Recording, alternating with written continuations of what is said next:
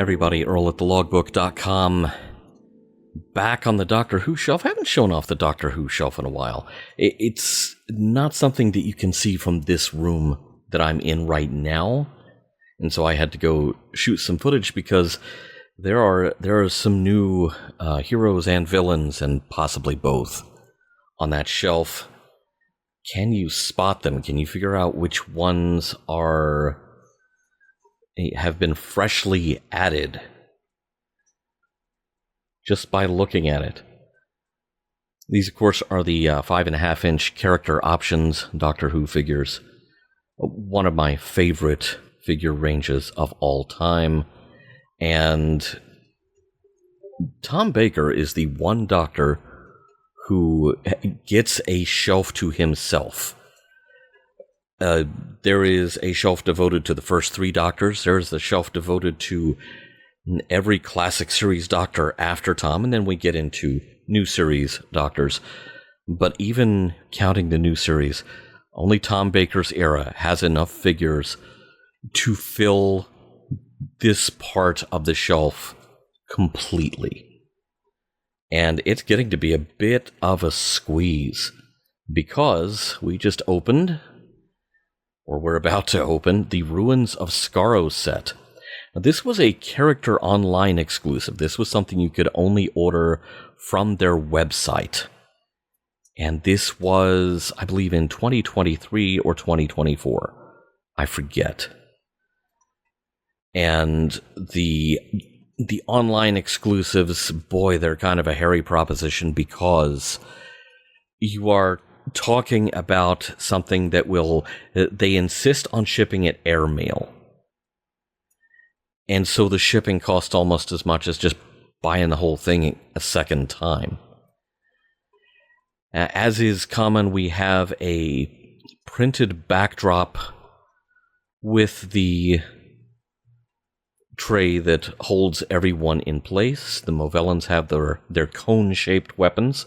They're very unique to them.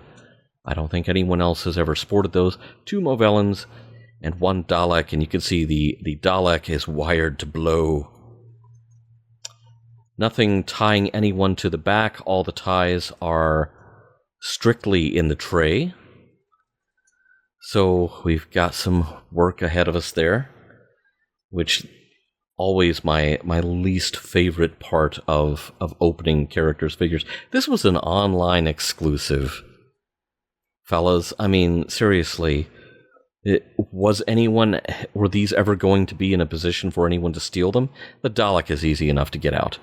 And good, because he's ready to blow himself up. If you remember, these characters are all from a 1979 episode called Destiny of the Daleks, in which both the Daleks and their mortal enemies that we've never met before, the Movellans, are both trying to reach something that has been buried on the Daleks' home planet of Skaro. And what has been buried that both parties are trying to reach? It's Davros. Assuming Davros is still somehow alive. And into the middle of this, the Doctor and Romana wander into it unaware. I won't bore you with the whole sequence of cutting all of these ties. Let's just get to the open figures. They are nice ones. And also, one thing I noticed about both of these, I will say the hand weapons, it takes a little bit of work to get them to hold the weapons, because you've got to flex their fingers a bit. And I know the one on the left, she drops her weapon very easily. They're both women. Now, the Movellans were both men and women, and they were also multiple Earth ethnicities, multiple races, if you will. And so you have not only are they both women, one of them is a person of color. This is a batting average you don't often see in an action figure range in total, never mind a single box set. So, big round of applause to Character Options for making that choice. I love the printed background. That is very accurate to the set from 1979, down to the fact that the monitors, the stack of monitors behind there, are microfiche machines. Now, the Dalek itself, very much a standard gray 70s Dalek, but unique in that it is it's basically wired up to be a suicide bomber Dalek. The explosives are attached to it kind of haphazardly. You would think they would be mathematically precise. There's the Koosh. He's not mathematically precise. But the figures are very nicely done. Like, they have the little clear things on their shoulders that are part of their... Because the Movellans are also robotic in nature. The Daleks are organisms with a robotic life support system. The Movellans are completely robotic. So if you grab those things off their shoulders, you break them, basically. And so, while not removable, those things are planted on the shoulders of the figures. Which, that's just typical excellent attention to detail on the part of character options. That printed background is one for the ages. Don't ever throw away the printed backgrounds with these guys, because they're amazing, and someone has put a ridiculous amount of work into making them accurate. Like, if you look over there, there's a rack printed on the background with more of the weapons. Very, very cool, and very much like the ship that the Movellans arrived in. The Dalek has been part of a box set before. There was a Destiny of the Daleks box set in the early to late 2000s, I'm going to say. They had one or two of these bomb Daleks and Davros. It had a unique Davros. So we finally have one of those Daleks back in print, because I mixed that box set back in the day. But I think really this set is the one to have, because you have the Movellans. And also, by the way, that Romana and that Fourth Doctor those are the costumes also from this episode. That Doctor is technically the City of Death Doctor, but the episodes have them back to back, so he's wearing the same outfit. The Koosh, he's always wearing that outfit. The cat's pajamas, I'm telling you. So, pretty good representation from this one episode of Doctor Who now. And I don't mind telling you, this pleases the Daleks. It pleases them very much.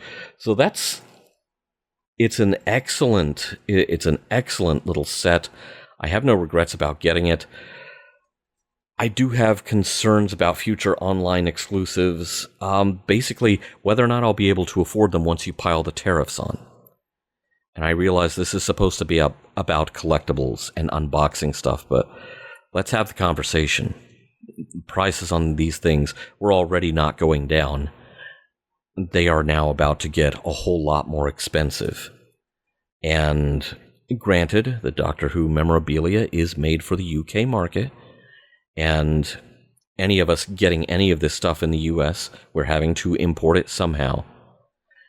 But it used to be that these things were of small enough value to fly under the radar. What's it called? The limit, the de minimis limit, where there would not be any import duty. That's no longer the case. Today, as I am recording this, Super 7, the maker of reaction figures, just sent out a notice saying they are going to have to jack up their prices 8%.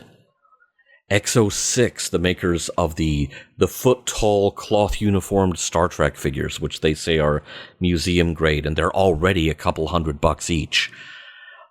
They have ceased taking pre-orders from the US. So this is going to hit the hobby of collecting action figures really hard, because all that stuff is made in China. And so I'm preparing to shoot this round of Voyages of Shelf Discovery videos. It really has occurred to me I could be chronicling the dying days of a hobby. because Entertainment Earth and Big Bad Toy Store, two online retailers that deal heavily in collectible toys, they have already sounded the alarm bell that they're not sure what they're going to be able to do. They're not going to be able to afford the additional costs. It's about to get real ugly. And so this set may end up being my last character online exclusive just out of financial necessity. Because if it comes down to, can I afford to pay the electric bill, or am I going to get some action figures? The electric bill is going to win every time.